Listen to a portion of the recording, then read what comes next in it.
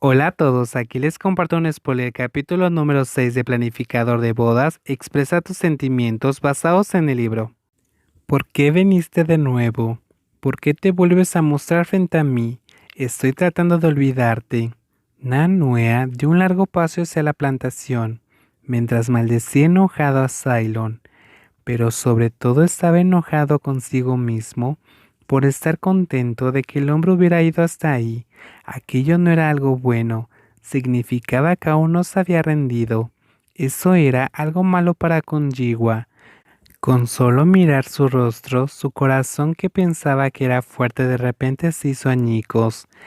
Nanua se limpió el rostro mientras las lágrimas brotaban y respiraba hondo, tratando de calmarse antes de convertirse en un loco llorando parado en medio de la finca.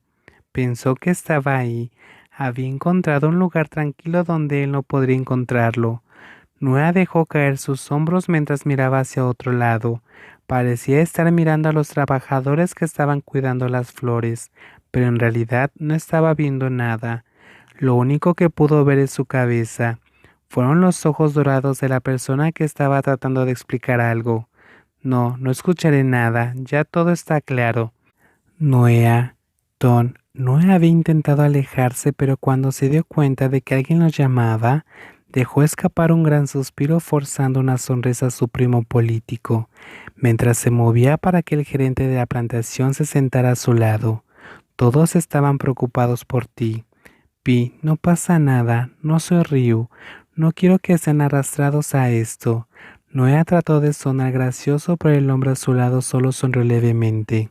No es así, tú eres parte de esta familia, por eso estamos preocupados.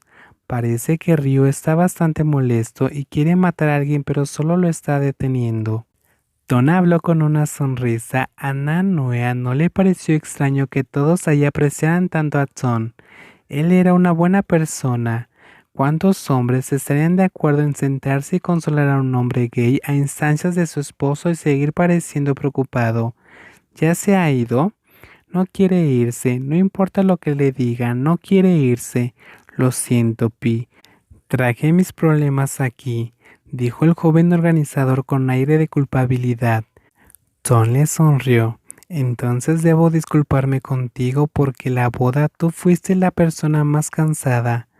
Ton estaba tratando de decir que los miembros de la familia que estaban pasando un mal momento tenían que ayudarse unos a otros.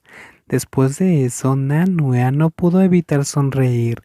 Luego le dijo lo que no le había dicho a nadie más. Pero si escuchas mi historia, ya no podrás verme como un miembro de la familia. Yo me acosté con ese hombre. Ton estaba inmóvil mientras Nanua continuaba. Y sí, él es el futuro novio del que estoy organizando su boda. Repugnante, ¿no? Dormir con mi propio cliente sabiendo que se va a casar. Ton pareció enojado de inmediato, pero no estaba enojado con él. Estaba enojado con el otro hombre, lo cual hizo que Nuea sonriera en medio de sus lágrimas. Al parecer, ahora todos en su familia perseguirían a Kun Cylon. Entonces, ¿no intentarás escuchar lo que dice? Pero luego Ton hizo una pregunta que Nuea no podía creer que estaba escuchando. Deberías escucharlo. Depende de ti, pero incluso si no hablas con él, seguirá doliendo. Tan pronto como dijo eso, Nuea dejó escapar un largo suspiro. Sé que no conozco su historia, pero me gustaría recordarte como alguien que ha estado casado durante algún tiempo y que ha experimentado la vida de pareja que nadie puede llegar a entenderse si no se comunican.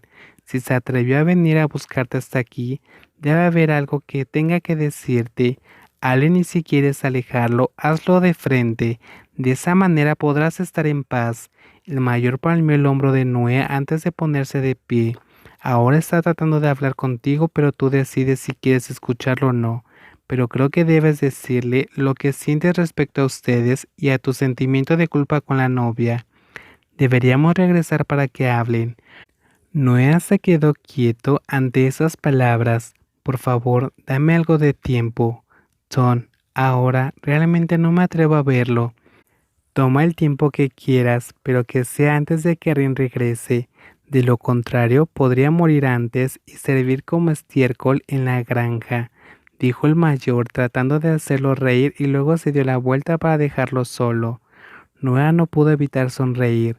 Ray sabía que escucharía a Pitson y por eso lo había enviado, y realmente lo escuchó.